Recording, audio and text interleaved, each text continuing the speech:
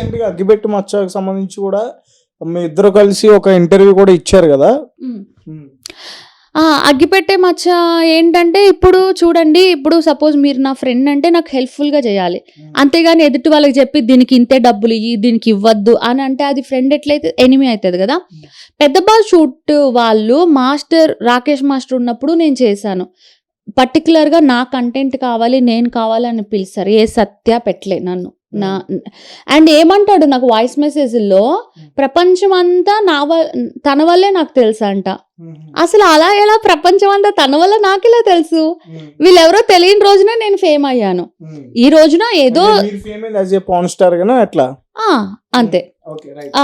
So ఏదో ఇప్పుడు shooting వాళ్ళు కలిసి ఉండి ఒకరి ద్వారా ఒకరికి షూటింగ్స్ వస్తాయి, ఫ్రెండ్లీగా ఉందామన్న ఇది నాది. అలాంటిది మొత్తం ప్రపంచమా నేను నీకు పరిచయం చేసా అని మెసేజ్లు పెట్టాడు. నాకు అర్థం కాల. నిన్న కాక మొన్నే కదా పరిచయం అయ్యాడు. ప్రపంచం అంతా నేను ఎప్పుడో చూశాను, ఇతను పరిచయం చేయడం ఏంటి నాకు అర్థం కాలేదు. మళ్ళీ ఇప్పుడు నాకు ఫోన్ చేస్తాడా, ఏం చేస్తున్నావు అంటే, ఇంటర్వ్యూ ఉంది, షూటింగ్ వాళ్ళు వస్తున్నారంటే, అట్లెట్లా వాళ్ళకి ఓకే చెప్తావు, నువ్వు నన్ను అడగాలి కదా, నా పర్మిషన్ తీసుకోవాలి కదా అంటున్నాడు. 3 సార్లు అట్లా 3-4 సార్లు. నేను నా ఇంట్లో ఉన్నాను, నాకెవరో ఫోన్ చేశారు, ఇంటర్వ్యూకి వస్తున్నారు, నేను పేమెంట్ మాట్లాడాను, వాళ్ళకి ఓకే నాకు ఓకే, వాళ్ళు నాకు మనీ పే చేస్తారు, ఇంటర్వ్యూ తీసుకుంటారు, అప్లోడ్ చేస్తారు. దీని మధ్యలో వైజాగ్ సత్య పర్మిషన్ నేను ఎందుకు తీసుకోవాలి? నాకు అర్థం కాలేదు. నేను మా ఆయనకి చెప్పా, ఇదేంటవి ఇలా అంటున్నట్టే. మరి అంతే, వాడు మరి తను పిలిచినప్పుడల్లా రోజు బండేసుకుని ఎగేసుకుంటూ వెళ్తున్నావు కదా, ఇట్లానే మాట్లాడతాడు, ఇంకా మాట్లాడతాడు అనేసి. అలా ఎలా తను నాకు డిమాండ్ చేస్తాడు? ఏదైనా తనని ఎందుకు నేను పర్మిషన్ అడగాలి? నా లైఫ్ లేదా? మరి అలా అంటే అగిపెట్ట మచ్చ వాళ్ళ అక్క చెప్పిందంట, స్వాతి ఉంటే మేము షూటింగ్ చేయము అని. మరి అప్పుడు సరే నన్ను రావద్దని చెప్పేసి వాళ్ళని తీసుకుని షూటింగ్లు చేసుకుంటున్నాడు. మరి అప్పుడు నేను అడగొచ్చు కదా. ఇప్పుడు తనకు నచ్చిన వాళ్ళతో నేను దూరం ఉండాలన్నప్పుడు నన్ను వద్దన్న వాళ్ళందరినీ తను వదిలేయాలి కదా. ఒక 108 మంది ఉన్న గ్రూప్లో నన్ను జాయిన్ చేశారు. ఇది నేను అడగ్గా అయితే నేను అది ఒక ఐటమ్ సాంగ్ లింక్ పెట్టాను. ఎవరో ఒక ఆమె పతివ్రత మెసేజ్ పెట్టింది అనమాట, ఈ గ్రూప్లో పద్ధతి గల వాళ్ళే ఉండాలి అనగానే వెంటనే సత్య ఓకే అక్క అని నన్ను ఒక్కదాన్ని గ్రూప్లోంచి తీసేశాడు. నాకు చాలా బాధ అనిపించింది. అప్పుడు నేను గోవా ట్రిప్కి వెళ్ళా కానీ నేనేం ఎంజాయ్ చేయలేదు. ఇన్ని రోజులు మీతో కలిసి తిరుగుతున్నా, కెమెరా ముందు మేము స్వాతికి లైఫ్ ఇచ్చాం, మా గ్రూప్లో జాయిన్ చేసుకున్నాం, తొక్క తోలు అంటారు. ఒక లింక్ నేను పెట్టాను, అది కూడా ఐటమ్ సాంగ్ నేను చేసింది. దానికి ఎవరో ఒక ఆమె చెప్తే, స్వాతి మంచిదని మీరు ఆమెతో ఫైట్ చేసి వీలైతే ఆమెను గ్రూప్లోంచి తీసేయకుండా నన్ను గ్రూప్లోంచి తీసేశారని నాకు చాలా బాధ అనిపించింది. మెసేజ్లు పెడితే ఒక అన్నయ్యకి ఇట్లా నేనా గలీజ్ మెసేజ్లు పెడతావు నువ్వు అనేసి అంటున్నాడు. అని అప్పుడు మాట్లాడడం మానేసా. మళ్ళీ తర్వాత ఫోన్లు చేస్తే నాకు వద్దు, మీరు నన్ను అవమానిస్తున్నారు, నన్ను బాధ పెడుతున్నారు, నన్ను టార్చర్ పెడుతున్నారు. I'm good or bad, I know that. మీరు నన్ను పిలిచి అవమానించి నలుగురు ముందుకు తీసుకెళ్ళి నా గురించి బ్యాడ్గా మాట్లాడి ఇదంతా నాకు అవసరం లేదు, నేను మీకు కలవను అని చెప్పేసాను. చెప్పాక మళ్ళీ రా మాట్లాడదాం అని పిలిచారు. వెళ్ళాను, ఏం మాట్లాడలేరు. మళ్ళీ నెక్స్ట్ డే నుంచి ఫోన్ చేస్తాడు, పొద్దునే ఫోన్ చేస్తాడు, స్వాతి టయానికి రా, 10:30కి రా అంటే కరెక్ట్గా 10:30కి నేను వెళ్ళిపోతా. వెళ్ళిపోయినాక నన్ను కూర్చోబెట్టి అప్పుడు వాటర్ హీటర్ పెడతాడు, అదొక అరగంట స్లోగా అదంతా గంటన్నర అక్కడే అవుతుంది. అప్పుడు దాకా నేను అట్లానే కూర్చుండా. ఆ తర్వాత ఇక ఏదో ఇంటర్వ్యూ కానీ అట్లా. తన ఇంట్లో ఉంటే మీకు ఇబ్బంది అంటే ఇబ్బంది ఉంటుంది. తన ఇంట్లో నెట్ కూడా పనిచేయదు, చాలా బోరింగ్ అనిపిస్తుంది. సో అట్లా రీసెంట్లీ ఏమైంది, షో చేశాం కదా పెద్ద బాస్ షో. సో ఒక ఇంటర్వ్యూ ఉంది, తొందరరా అనేసి అన్నాడు. ఏం ఇంటర్వ్యూ ఏంటంటే ఏం డీటెయిల్స్ చెప్పడు, పేమెంట్ అసలు ఏం చెప్పడు, ₹1 ఇవ్వడు నాకు. ఇంటర్వ్యూ ఉంది రా అంటే సరే వచ్చిన తర్వాత ఏంటి సత్య ఎవరిది ఇంటర్వ్యూ ఏంటి డీటెయిల్స్ అన్నా చెప్పు కదా, ఎక్కడ ఏంటి. ఇప్పుడు సపోజ్ కొన్ని గ్రీన్ మ్యాట్ ఉంటాయి, మనం ముందే ఇప్పుడు డ్రెస్ అది కాస్ట్యూమ్ చూసుకోవాలి కదా, ఏది చెప్పడు. అయితే చందు వచ్చాడు, చందు ఉన్నాడు కదా, విజు గౌడ్ చందు వచ్చాడు కదా. వస్తే నా ఒళ్ళో కూర్చుంటుంటే నేను అన్నాను, ఇప్పుడు కెమెరా లేదు కదా, షూటింగ్ లేదు కదా, నా ఒళ్ళో ఎందుకు కూర్చుంటాం, అక్కడికి వెళ్ళి కూర్చో, నాకు ఇబ్బంది పెడితే నేను వెళ్ళిపోతానని చెప్పేసి అన్నా. చందు ఒక్కడే అని చెప్పిన తర్వాత సత్య ఏం చేస్తున్నాడు, ఉండు మంచోడు ఉండు మాట్లాడు, మా ఫ్రెండ్ నువ్వు అంటే తనే నాకు ఎక్కువ అంటున్నాడు.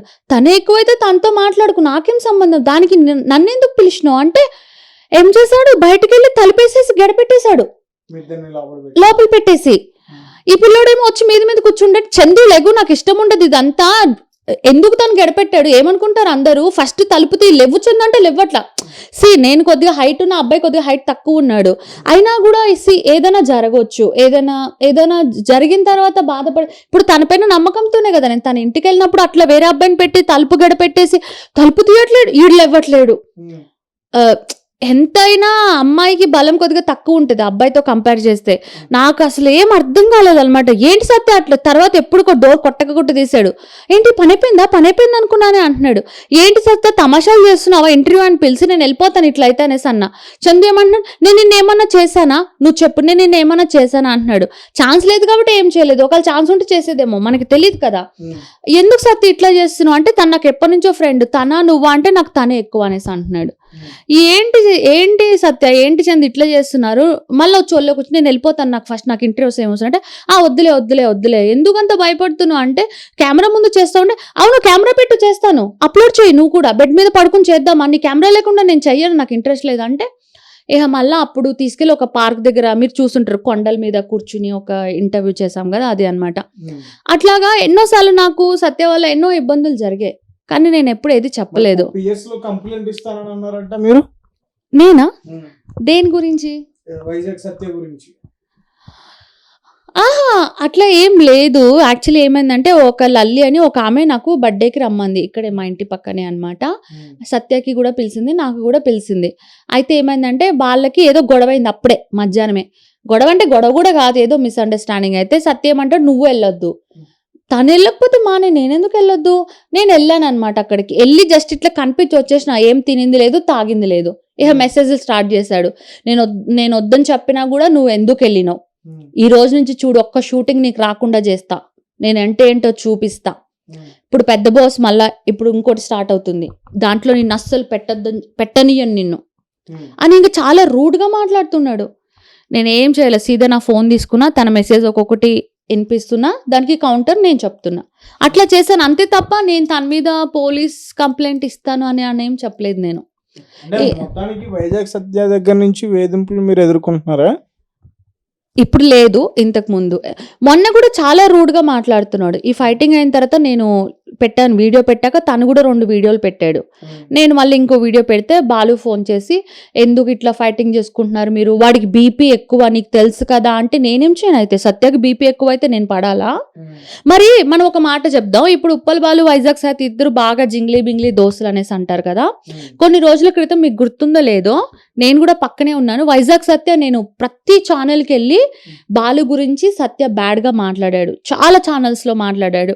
ఎందుకంటే బాలుని ఎవరో అడిగినారట కెమెరా వాళ్ళు, మీరు ఏంటి ఫేమస్ అంటే నా వల్లే నేను ఫేమస్, సత్య వల్ల నేను ఫేమస్ కాదు, సత్య నన్ను ఫేమ్ చేయలేదు, నా కష్టంతో నేనే ఫేమ్ అయ్యానని చెప్పాడంట. దానికి సత్య ఫుల్ కోపం అయిపోయి అన్ని ఛానల్స్లో ఒరే బాలుగా నేనే రా నిన్ను ఫేమ్ చేసింది, నీకు నువ్వు ఫేమ్ అవడం ఏంట్రా నేనే అని చాలా చాలా ఇంటర్వ్యూస్లో మాట్లాడారు. మరి బాలు ఆ వీడియోస్ అన్ని చూడలేదా?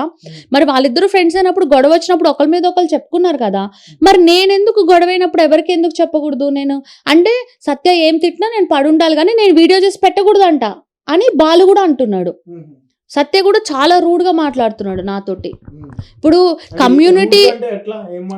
కమ్యూనిటీ అంటే నేను ఒక మాట అడుగుతాను, గర్ల్స్ అయినా బాయ్స్ అయినా గేస్ అయినా ట్రాన్స్జెండర్స్ అయినా ఎవరన్నా మనుషులే, ఎవరిని కోసినా రక్తమే వస్తుంది. ఇప్పుడు ఒక అబ్బాయి అమ్మాయి తప్పు చేసినప్పుడు పనిష్మెంట్ ఉన్నప్పుడు ఒక ట్రాన్స్జెండర్ ఒక గే ఏదైనా చేయొచ్చా ప్రపంచంలో? వాళ్ళకి అన్ని హక్కులు రైట్స్ ఉంటాయా? అంటే ఒక మనిషిని బాధ పెట్టొచ్చు, టార్చర్ పెట్టొచ్చు, ఏదైనా పెట్టొచ్చా, మనం భరించి ఉండాలా? అట్లేం లేదు కదా, అందరికీ ఒకటే న్యాయం వర్తిస్తుంది కదా.